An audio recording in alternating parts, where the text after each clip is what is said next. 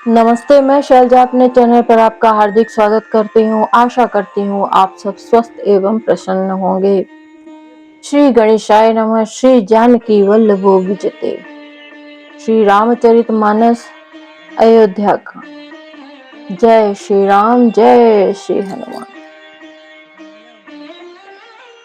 कैकेयी के बुरे मुख में शुभ वचन कैसे लगते हैं, जैसे मगध देश में गया आदि तीर्थ। श्री रामचंद्र जी को माता कैकेयी के सब वचन ऐसे अच्छे लगे जैसे गंगा जी में जाकर अच्छे बुरे सभी प्रकार के जल शुभ सुंदर हो जाते हैं।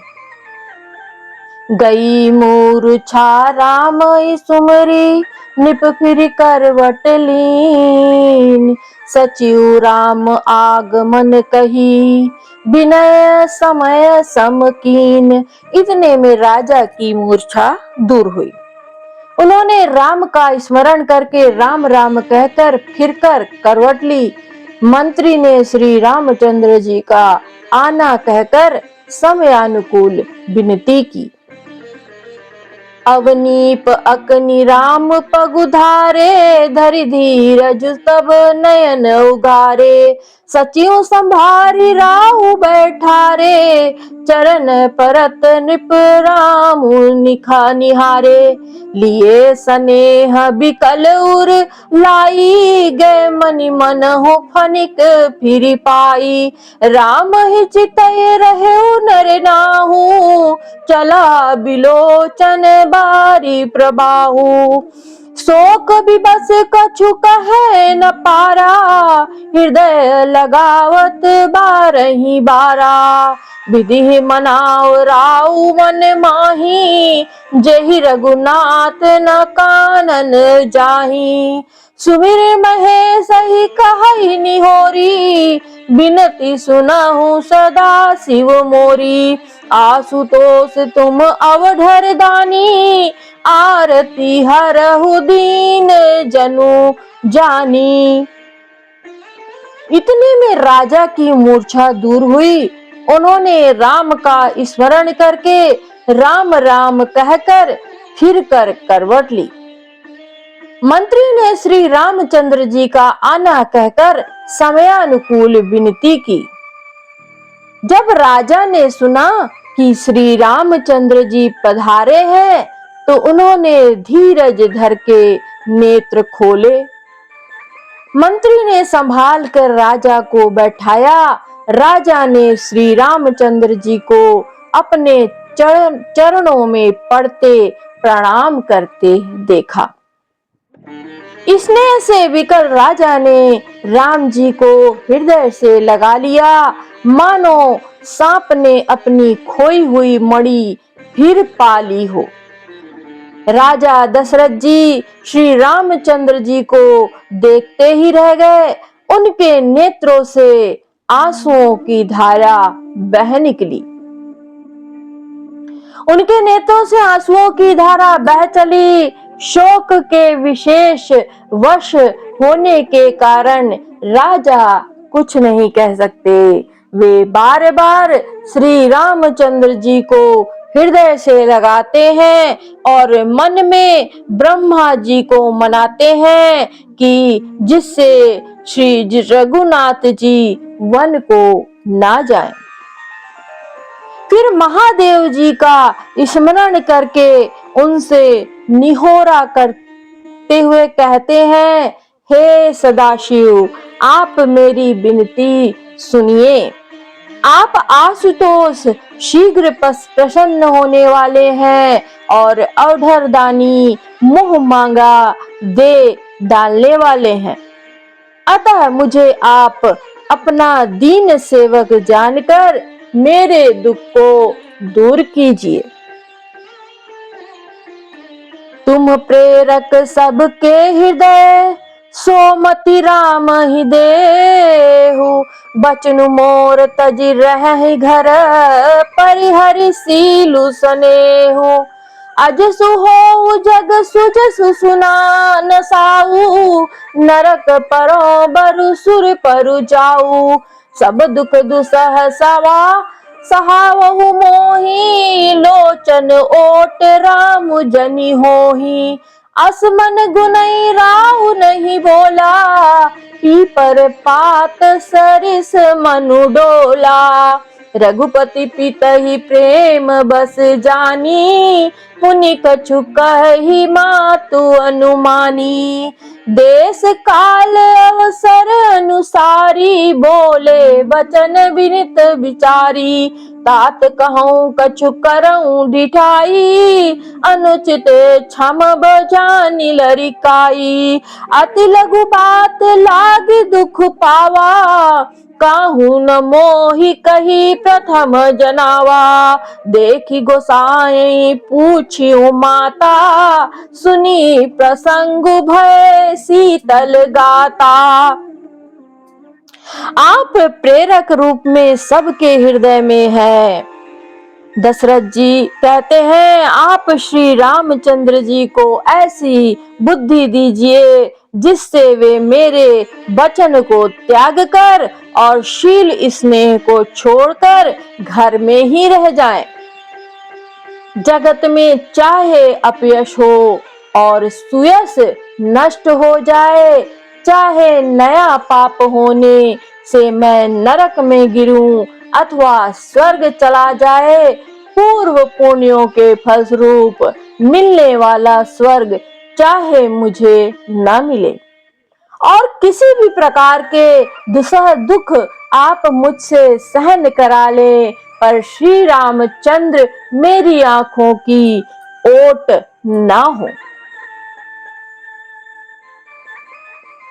राजा मन ही मन इस प्रकार विचार कर रहे हैं, बोलते नहीं। उनका मन पीपल के पत्ते की तरह डोल रहा है। श्री रघुनाथ जी ने पिता को प्रेम के वश में जानकर यह अनुमान करके कि माता फिर कुछ कहेगी तो पिताजी को दुख होगा, देश काल और अवसर के अनुकूल विचार कर विनीत वचन कहे, हे तात, मैं कुछ कहता हूँ, यह ढिठाई करता हूँ, इस अनुचित को मेरी बाल्यावस्था समझकर क्षमा कीजिएगा। इस अत्यंत तुच्छ बात के लिए आपने इतना दुख पाया, मुझे किसी ने पहले कहकर यह बात नहीं जनाई।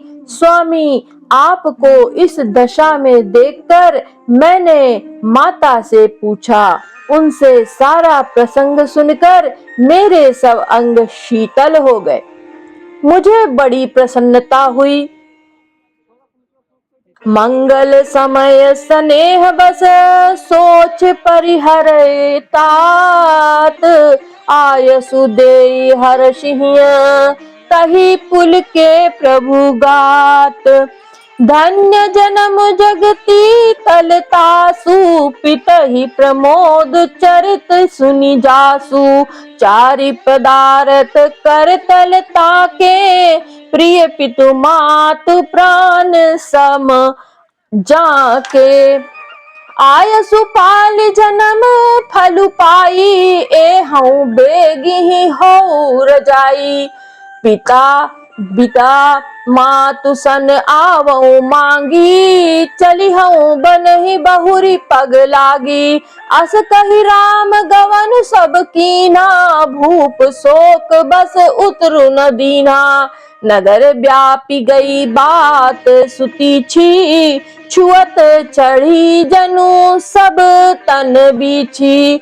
सुनि भय बिकल सकल नर नारी, बेली बिटप जिमि देखी दवारी। जो जहाँ सुनय धुनय सिर सोई, बड़ विषाद नहीं धीरज होई। श्री राम जी कहते हैं, हे पिताजी, इस मंगल के समय स्नेहवश होकर सोच करना छोड़ दीजिए और हृदय में प्रसन्न होकर मुझे आज्ञा दीजिए। यह कहते हुए प्रभु श्री रामचंद्र जी सर्वांग पुलकित हो गए। उन्होंने फिर कहा, इस पृथ्वी तल पर उसका जन्म धन्य है जिसके चरित्र सुनकर पिता को परम आनंद हो, जिसको माता पिता प्राणों के समान प्रिय है। चारों पदार्थ अर्थ धर्म काम मोक्ष उसके कर तल गत मुट्ठी में रहते हैं। आपकी आज्ञा का पालन करके और जन्म का फल पाकर मैं जल्दी ही लौट आऊंगा, अतः कृपया आज्ञा दीजिए। माता से विदा मांग आता हूँ, फिर आपके पैर लगकर प्रणाम करके वन को चलूंगा। ऐसा कहकर तब श्री रामचंद्र जी वहां से चल दिए। राजा ने शोकवश कोई उत्तर नहीं दिया। वह बहुत ही तीखी अप्रिय बात नगर भर में इतनी जल्दी फैल गई मानो डंक मारते ही बिच्छू का विष सारे शरीर में चढ़ गया हो। इस बात को सुनकर सब स्त्री पुरुष ऐसे व्याकुल हो गए जैसे दावानल वन में आग लगी देखकर बेल और वृक्ष मुरझा जाते हैं। जो जहां सुनता है वह वहीं सिर धुनने पीटने लगता है। बड़ा विषाद है, किसी को धीरज नहीं बंधता। मुख सुखाही लोचन स्रवई शोकुन हृदय समाई मनहु करुण रस कटकई उतरी अवध जब जाई। मिले ही माज विधि बात बेगारी जह तह देहि कैकई गारी एहि पाप निह बूझी का परेऊ छाई भवन पर पावक धरेऊ निज कर नयन काढ़ी चह दीखा दारी सुधा विषु चाहत चीखा कुटिल कठोर कुबुद्धि भागी भई रघुवंश बेनु बन आगी। पालो बैठी पेड़ एही काटा सुख महु शोक ठाटू धरी ठाटा सदा रामु एहि प्राण समाना कारण कवन कुटिल पनुठाना। सत्य कहि कभी नारी सुभाऊ सब विधि अगहु अगाध दुराऊ निज प्रतिबिंब बरुक गही जाई जानी न जाई नारी गति भाई। बड़ा विषाद है, किसी को धीरज नहीं बनता। सबके मुख सूख जाते हैं, आंखों से आंसू बहते हैं। शोक हृदय में नहीं समाता। मानो करुणा रस की सेना अवध पर डंका बजाकर उतर आई है। सब मेल मिल गए थे, सब संयोग ठीक हो गए थे। इतने में ही विधाता ने बात बिगाड़ दी। जहां तहां लोग कैकई को गाली दे रहे हैं। इस पापिन को क्या सूझ पड़ा जो इसने छाए घर में आग रख दी।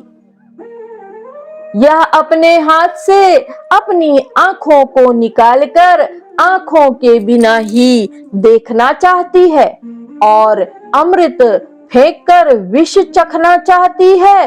यह कुटिल कठोर दुर्बुद्धि और अभागनी कैकई रघुवंशी रूपी बांस के वन के लिए अग्नि हो गई। पत्ते पर बैठकर इसने पेड़ को काट डाला। सुख में शोक का ठाठ ठट कर रख दिया।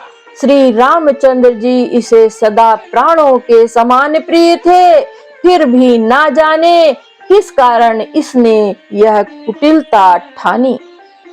कवि सत्य ही कहते हैं कि स्त्री का स्वभाव सब प्रकार से पकड़ में न आने योग्य अथाह और भेद भरा होता है। अपनी परछाई भले ही पकड़ जाए पर भाई स्त्रियों की गति चाल नहीं जानी जाती।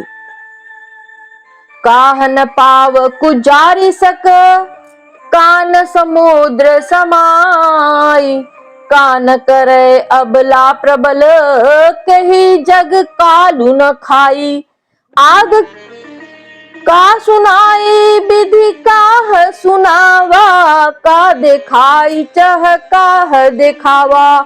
एक कहीं भल भूप न कीन्हा, बरु विचारी नहीं कुमति ही दीना। जो हटि भयउ सकल दुख भाजनु, अबला बिबस ज्ञान गुण गाजनु।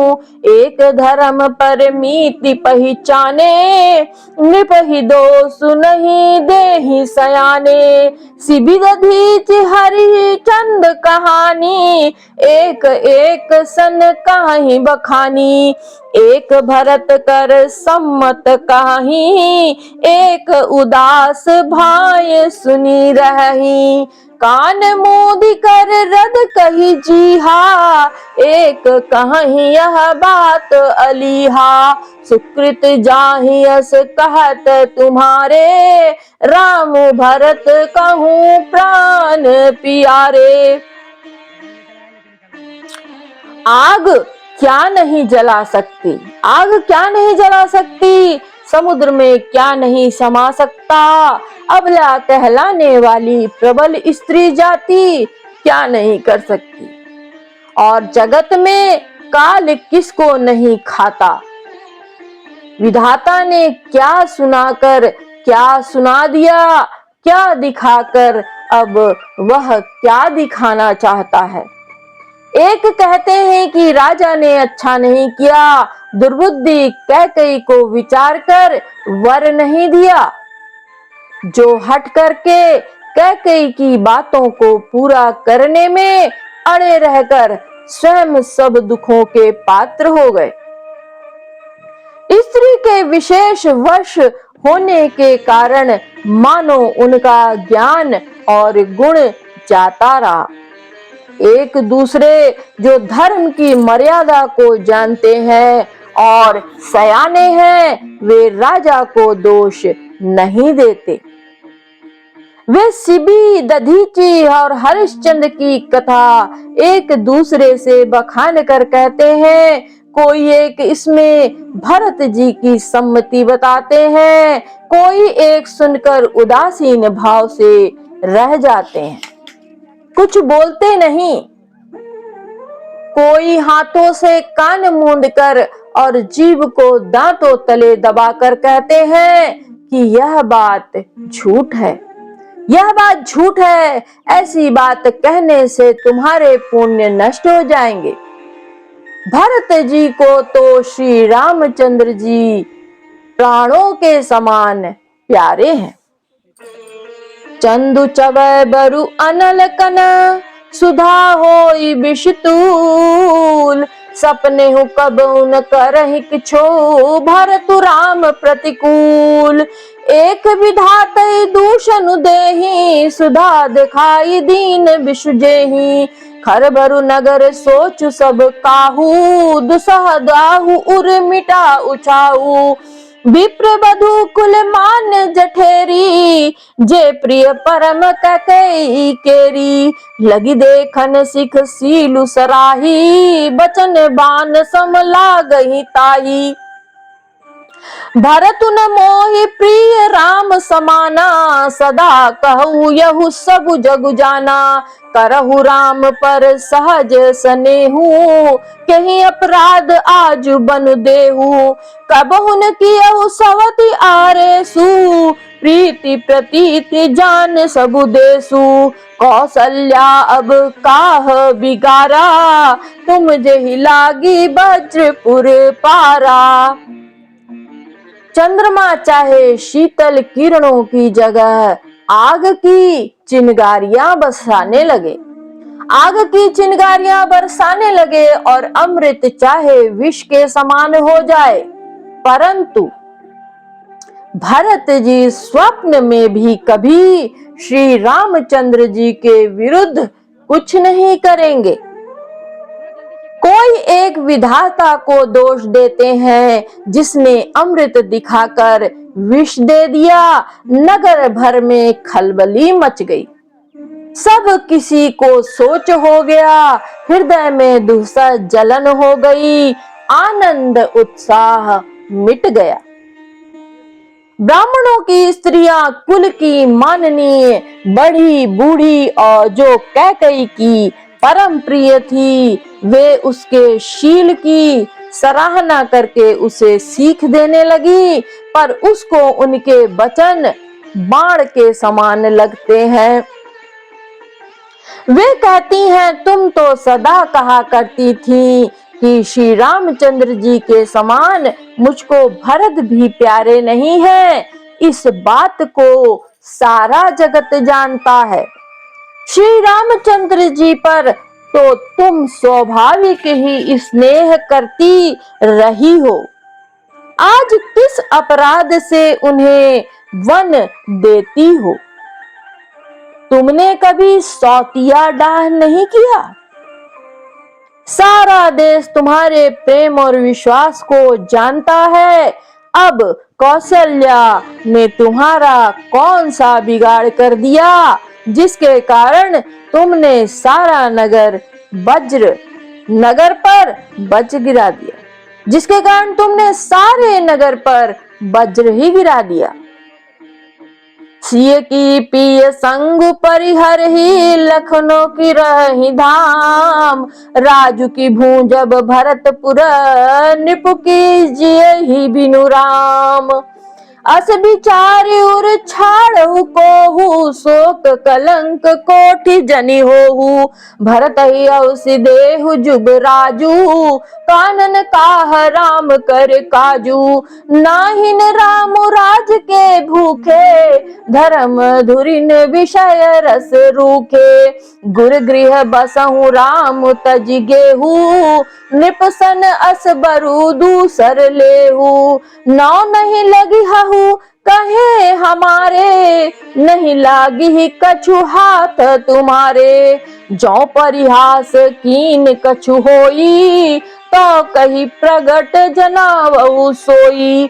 राम सरिस सुत कानन जोगू, काह कही ही सुनी तुम कहु लोगू। उठहु बेगी सोई करहु पाई, जहि विधि सो कुकलंकु नसाई।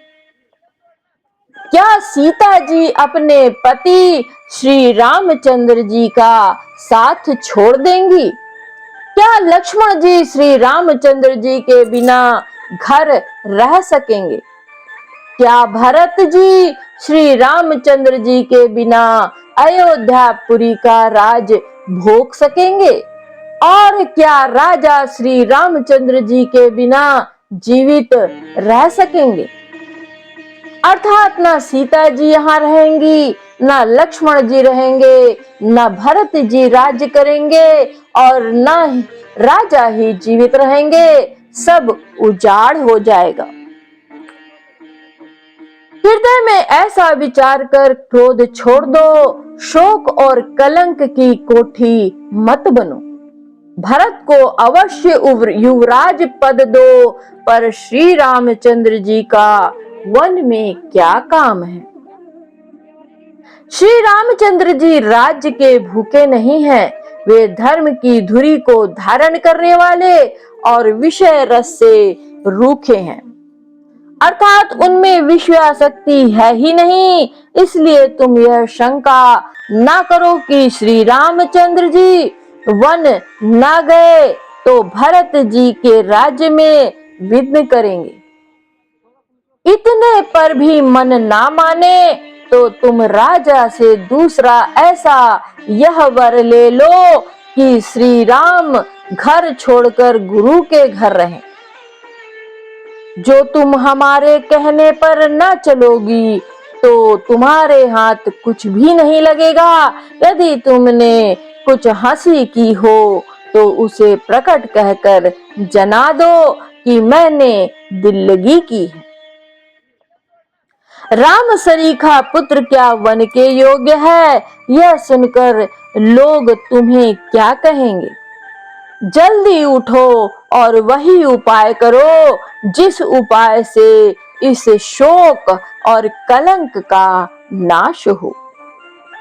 जही भांति शोक कलंक जाई, उपाय करी कुल पालही, हटि फेरु रामहि जात बन जनी बात दूसरी चालही। जिमि भानु बिनु दिनु प्राण बिनु तनु चंद बिनु, जिमि जामिनी तिमि अवध तुलसीदास, प्रभु बिनु समुझि धौ जिय भामिनी। सखिन सिखावनु दीन सुनत, मधुर परिणाम हित, तेई कछु कान न कीन कुटिल, प्रबोधि कुबरी। उतरु न देई दुसहरिस रूखी, मृगन चितौ जनु बागिनी भूखी। व्याधि असाध जान तिन त्यागी, चली कहत मति मंद अभागी। राजु करत यह दैं बिगोई, कीन सियस जस करई न कोई। एहि विधि बिल पही पुर नर नारी, देहि कुचाली कोटिक गारी। जरहि विषम जर लेहि उसासा, कवनी राम बिनु जीवन आसा। विपुल वियोग प्रजा अकुलानी, जनु जल चरगन सुखत पानी। अति विषाद बस लोग लुगाई, गए मातु पही राम गोसाई। मुख प्रसन्न चित चौगुन चाऊ, मिटा सोचु जनी राखे राऊ।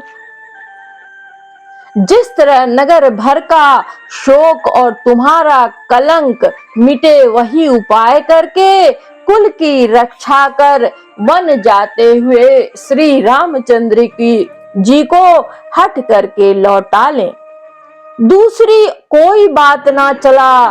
तुलसीदास जी कहते हैं, जैसे सूर्य के बिना दिन, प्राण के बिना शरीर, चंद्रमा के बिना रात निर्जीव तथा शोभाहीन हो जाती है, वैसे ही श्री रामचंद्र जी के बिना अयोध्या हो जाएगी। हे भामिनी, तू अपने हृदय में इस बात को समझ विचार कर देख तो सही। इस प्रकार सखियों ने ऐसी सीख दी जो सुनने में मीठी और परिणाम में हितकारी थी, पर कुटिला कुबरी की सिखाई पढ़ाई हुई कैकेयी ने इस पर जरा भी कान नहीं दिया। कैकेयी कोई उत्तर नहीं देती, वह दुसह क्रोध के मारे रूखी बेमुरवत हो रही है। ऐसे देखती है मानो भूखी बाघिन हरिणियों को देख रही है। तब सखियों ने रोग को असाध्य समझकर उसे छोड़ दिया। सब उसको मंद बुद्धि अभागिनी कहती हुई चल दी। राज्य करते हुए इस कैकेयी को दैव ने नष्ट कर दिया। इसने जैसा कुछ किया वैसा कोई भी ना करे। नगर के सब स्त्री पुरुष इस प्रकार विलाप कर रहे हैं और उस कुचाली कैकेयी को करोड़ों गालियां दे रहे हैं। लोग विषम ज्वर भयानक दुख की आग में जल रहे हैं। लंबी सांसें लेते हुए वे कहते हैं कि श्री रामचंद्र जी के बिना जीने की कौन आशा है। महान वियोग की आशंका से प्रजा ऐसी व्याकुल हो गई है, मानो पानी सूखने के समय जलचर जीवों का समुदाय व्याकुल हो। सभी पुरुष और स्त्रियां अत्यंत विषाद के वश में हो रहे हैं। स्वामी श्री रामचंद्र जी की माता कौशल्या के पास गए। उनका मुख प्रसन्न है और चित्त में चौगुना चाव उत्साह है। यह सोच मिट गया है कि राजा कहीं रख न ले। श्री राम जी को राज तिलक की बात सुनकर विषाद हुआ था कि सब भाइयों को छोड़कर बड़े भाई मुझको ही राज तिलक क्यों होता है। अब माता कैकेयी की आज्ञा और पिता की मौन सम्मति पाकर वह सोच मिट गया। नव गयंदु रघुपीर मनु राजू अलान समान, छूट जानी बन गबन सुनी उर आनंद अधिकान। रघुकुल तिलक जोरी दो हाथा, मुदित मातु पद नायनु माथा। दीन शीस लाई उरलीने, भूषण बसन निछावर कीने। बार बार मुख चुंबती माता, नयन नेह जलु पुलकित गाता। गोद राखी पुनि हृदय लगाए, स्त्रवत प्रेम रस पयद सुहाए। प्रेम प्रमोद न कछु कही जाई, रंक धनद पद भी जनु पाई। सादर सुंदर बदनु निहारी, बोली बचन मधुर बचन महतारी। कहु तात जननी बलिहारी, कबहि लगन मुद मंगलकारी। सुकृत शील सुख सीव सुहाई, जन्म लाभ कई अवधि अघाई। श्री रामचंद्र जी का मन नए पकड़े हुए हाथी के समान और राज तिलक उस हाथी के बांधने की कांटेदार लोहे की बेड़ी के समान है। वन जाना है, यह सुनकर अपने को बंधन से छूटा जानकर उनके हृदय में आनंद बढ़ गया। उनके हृदय में आनंद बढ़ गया है। रघुकुल तिलक श्री रामचंद्र जी ने दोनों हाथ जोड़कर आनंद के साथ माता के चरणों में सिर नवाया। माता ने आशीर्वाद दिया, अपने हृदय से लगा लिया और उन पर गहने तथा कपड़े न्योछावर किए।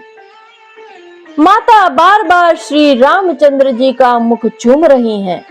नेत्रों में प्रेम का रस जल भर आया है, सब अंक पुलकित हो गए हैं। श्री राम को अपनी गोद में बिठाकर फिर हृदय से लगा लिया। सुंदर स्तन प्रेम रस दूध बहाने लगे। उनका प्रेम और महान आनंद कुछ कहा नहीं जाता। मानो कंगाल ने कुबेर का पद पा लिया हो। बड़े आदर के साथ सुंदर मुख देखकर माता मधुर वचन बोली। हे तात, माता बलिहारी जाती है, कहो वह आनंद मंगलकारी लग्न कब है, जो मेरे पूर्णशील और सुख की सुंदर सीमा है, जन्म लेने के लाभ की पूर्णतम अवधि है। जय ही न चाहत नर नारी सब, अति आरत एहि भांति। जिमि चातक चातकी तृषित, वृष्टि शरद ऋतु स्वाति। तात जाऊं बलि नेगी नहाहू, जो मन भाव मधुर कछु खाहू। पितु समीप तब जायऊ भैया, भई बड़ी बार जाई बलि मैया। तथा जिस लग्न को सभी स्त्री पुरुष अत्यंत व्याकुलता से इस प्रकार चाहते हैं कि जिस प्रकार प्यास से चातक और चातकी शरद ऋतु के स्वाति नक्षत्र की वर्षा को चाहते हैं। हे तात, मैं बलैया लेती हूँ, तुम जल्दी नहा लो और जो मन भावे कुछ मिठाई खा लो। भैया तब पिता के पास जाना, बहुत देर हो गई है, माता बलिहारी जाती है। मातु बचन सुनी अति अनुकूला, जनु स्नेह सुर तरु के फूला। सुख मकरंद भरे श्री मूला, निरखि राम मन भंवर न भूला। धर्म धुरिन धर्म गति जानी, कहे मातु सन अति मृदु बानी। पिता दीन मोहि कानन राजू, जह सब भांति मोर बड़ काजू। आयसु देहि मुदित मन माता, जहि मुद मंगल कानन जाता। जनि स्नेह बस डर पसी मोह भोरे, आनंदु अब अनुग्रह तोरे। माता के अत्यंत अनुकूल वचन सुनकर जो मानो स्नेह रूपी कल्प वृक्ष के फूल थे, जो सुख रूपी मकरंद पुष्प रस से भरे हुए थे और श्री राज लक्ष्मी के मूल थे, ऐसे वचन रूपी फूलों को देखकर श्री रामचंद्र जी का मन रूपी भौरा उन पर नहीं भूला। धर्म धुरीन श्री रामचंद्र जी ने धर्म की गति को जानकर माता से अत्यंत कोमल वाणी में कहा, हे माता, पिताजी ने मुझको वन का राज्य दिया है, जहाँ सब प्रकार से मेरा बड़ा काम बनने वाला है। हे माता, तू प्रसन्न मन से मुझे आज्ञा दे, जिससे मेरी वन यात्रा में आनंद मंगल हो। मेरे स्नेहवश भूलकर डरना नहीं। हे माता, तेरी कृपा से आनंद ही होगा। हे श्री राम। जय श्री बलराम चंद्र।